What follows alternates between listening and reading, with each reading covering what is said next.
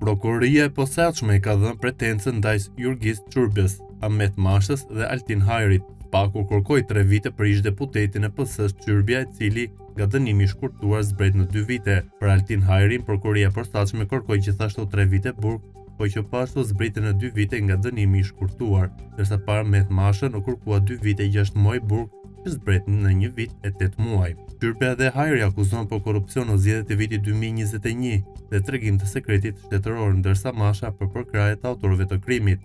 Në dosjen e Spakut thuhet se ish-deputeti i PS-s Çurbja ka pasur miqësi me Altin Hajrin, i cili kishte premtuar këtij të fundit se do ta ndihmonte në këmbim të votave gjatë zgjedhjeve. Kujtojmë se Altin Hajri ka qenë në kërkim për rrëmbimje dhe zhdukjen e Jan Prengës. Altin Hajri akuzohet për korrupsion në zgjedhje pasi ka siguruar vota ish-deputetit Çurbja. Sipas hetimit, ka rezultuar provuar se Jurgis Çurbja, Altin Hajri dhe Ahmet Masha kanë koordinuar aktivitete të ndryshme kriminale përmes komunikimeve në Sky SC dhe Matrix. Janë faktuar 8 episode gjatë kohës në 1 maj 2020 deri më 8 mars 2021. Të akuzuarit ja vënë në dieni të dënave në sistemin Teams, një person i shpallur në kërkim dhe disa informacioneve sekrete të drejtorisë së përgjithshme të policisë së shtetit.